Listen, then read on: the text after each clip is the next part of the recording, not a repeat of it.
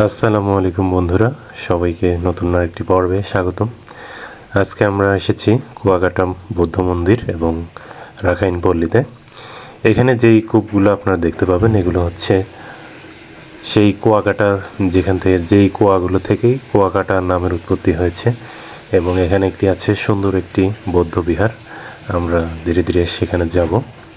তো এই কুয়াকাটার এখান থেকেই মূলত রাখাইন যারা ছিল তারা সর্বপ্রথম এই জায়গায় পানির সন্ধানে কূপ খনন করেন এবং এখান থেকেই কুয়াকাটা নামের উৎপত্তি হয়। আপনার সেই জায়গাটা দেখতে পাচ্ছেন এবং এটা এখন অনেক সুন্দর করে সাজানো হয়েছে টাইলস করে। এরপর আমরা যাব এই সিঁড়ি বেয়ে একদম উপরে।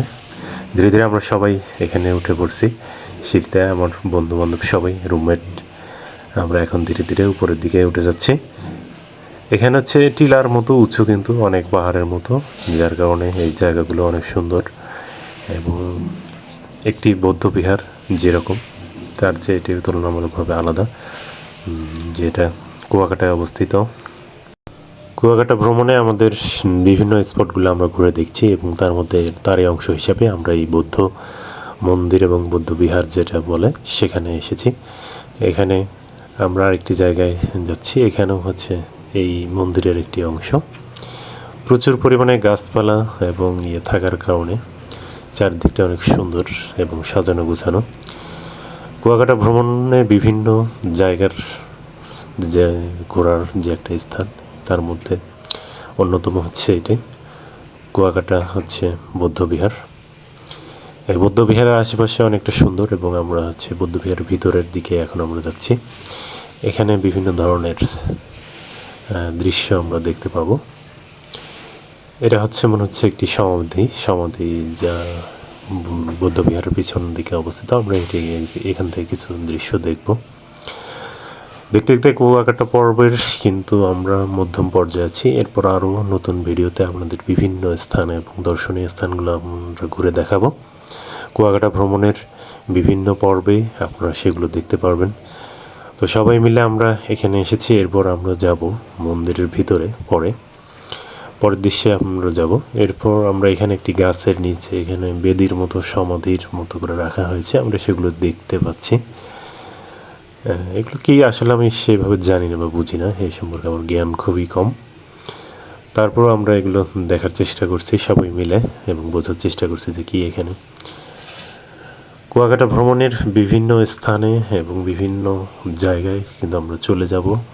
পরের দৃশ্যগুলো আপনারা খুব তাড়াতাড়ি দেখতে পারবেন আমার এই চ্যানেলে, আমার ইউটিউব চ্যানেল AR-7 এবং ফেসবুক পেজ ও টিকটকে আপনারা এই ভিডিওটা দেখতে পারবেন। সবাই সাপোর্ট করবেন এবং লাইক, কমেন্ট, শেয়ার করবেন। যারা ইউটিউবে আছেন সবাই সাবস্ক্রাইব করে চ্যানেলটি বেল আইকন বাজে পাশে থাকবেন। তো এই পর্বে আমরা দেখতে পাচ্ছি এখানে আমার বন্ধু হারুন, সে সামনে এসেছে এবং বাকিরা আমার যারা বন্ধু বান্ধব এবং রুমমেট আছে তারা অন্য জায়গায় আছে। এরপর আমরা এসেছি মন্দিরের এই সরাসরি সামনে, এই বৌদ্ধবিহারে। এখানে বড় একটি মূর্তি আমরা বাইরে দেখতে পাচ্ছি এবং ড্রাগনের চিহ্নর মতো এই সিংহর মতো দেখা যাচ্ছে, এগুলো সিংহ। এরপর এখানে একটি বড় হাতি এবং এই পাশে একটি লাভ আছে। কুয়াকাটা শ্রীমঙ্গল বৌদ্ধ বিহার, এখানে সামনে আমরা দাঁড়িয়ে আছি। সবাই এখানে আমরা হাঁটাহাঁটি করছি সামনের দিকে এবং ছবি টবি তুলছি। এরপর আমরা যাব এই মন্দিরের বৌদ্ধবিহারের ভিতরে।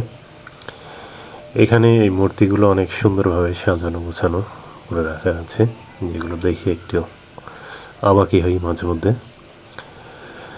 এরপর এদিকে হচ্ছে সুন্দর একটি জায়গা, আমরা এপাশে চারপাশে দেখতে পাচ্ছি এবং বিভিন্ন ফুলের গাছ ও দৃশ্যগুলো আপনারা দেখতে পারবেন। এরপর আমরা ধীরে ধীরে বৌদ্ধবিহারটির ভিতরের দিকে প্রবেশ করব এবং ভিতরের দৃশ্যগুলো আপনাদের সবাইকে দেখাবো। ভিতরে কী কী ঢুকলে কী কী দেখা যায় এবং সবাই আমরা এইগুলো দেখতে পাচ্ছি এবং বিভিন্ন ধরনের ছবি এখানে দেয়ালে টানানো রয়েছে, এগুলো আমরা দেখছি মূলত। এবং বৌদ্ধবিহারে সাধারণত কী কী থাকে সে সম্পর্কে দেখার জন্যই আমরা মূলত ভিতরে প্রবেশ করেছি। এখানে বিভিন্ন ধরনের ছবি দেখা যাচ্ছে এবং বৌদ্ধ মূর্তি দেখা যাচ্ছে। এরপর আমরা এগুলো দেখার পর নিচে যাব। নিচে রাখাইন মার্কেট যেগুলো আছে সেগুলো দেখার জন্য আমরা বের হব এবং বিভিন্ন স্পটে কিন্তু আমরা ঘুরতে যাব। বাংলাদেশের সমস্ত এলাকা থেকে মানুষ কিন্তু এই পটুয়াখালী কুয়াকাটায় ভ্রমণ করতে এসে বৌদ্ধবিহার এবং আশেপাশে যত সৌন্দর্য বর্ধন যে জায়গাগুলো আছে সেগুলো কিন্তু তারা নিয়মিত প্রদর্শন করে। এরপর যে আমরা এই বৌদ্ধবিহার এবং রাখাইন পল্লী দেখার জন্য নিচে নামে যাচ্ছি। নিচে রাখাইন যে মার্কেট আছে, মার্কেটে ঘোরাফেরার পর আমরা যাব সমুদ্র সৈকত এবং সুন্দরবনের অংশে। সেই অংশগুলো আমরা দেখতে যাব এবং বিভিন্ন ধরনের দৃশ্য আপনাদেরকে সবাইকে দেখাবো। সেই পর্যন্ত আপনারা সবাই সুস্থ থাকবেন, ভালো থাকবেন এবং আমার জন্য দোয়া করবেন যেন ভালোভাবে পর্বগুলো আপনাদের সামনে উপস্থাপন করতে পারি। সবাইকে অসংখ্য ধন্যবাদ। আসসালামু আলাইকুম।